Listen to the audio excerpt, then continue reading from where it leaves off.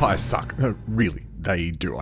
Not literally, but personally, I just don't think that vampires are awesome horror movie characters at all. There's too many rules for my liking and too much variation between titles. Kind of like zombies. Child vampires are nothing new either.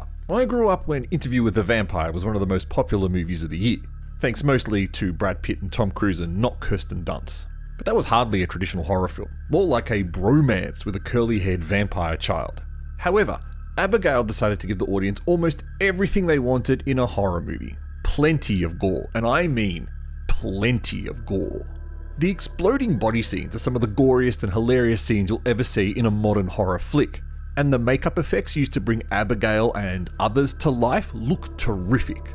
6 random criminals are hired to kidnap a young ballerina and hold her for ransom for 24 hours while waiting for her father to pay the $50 million ransom. Holed up in a gothic-looking mansion in the middle of nowhere, the truth about her father spooks some of the criminals, and they quickly realize Abigail isn't just a teenage girl, but a vampire ballerina who's really, really hungry.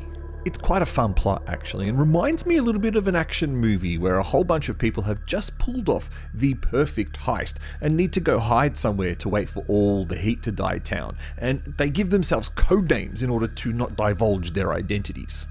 In this case, we've got the Rat Pack, a random but fun reference that's brought to life in the bar scene. On top of the gore and vampires, the other thing this movie's got going for it is a little bit of humour. It's very black humour.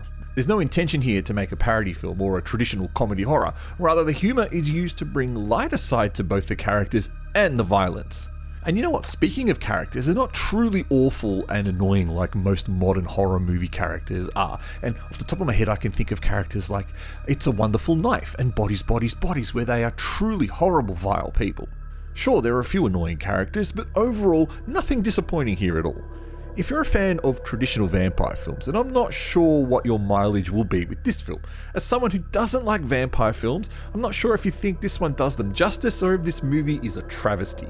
But from my point of view, which was the purpose of this review, I actually enjoyed this film. The exploding bodies are just fantastic, and I could watch that over and over again. And while the ending was fairly predictable, it was a fun ride to get there. So I would recommend this one. Gets a smiley face. Not a unicorn. So I'm pointing at the unicorn. Gets a smiley face. I'm the Artie Dance and you're watching Shockmania. Thank you for watching this review. Leave a comment below with your opinion of Abigail. And otherwise, we'll catch you next time.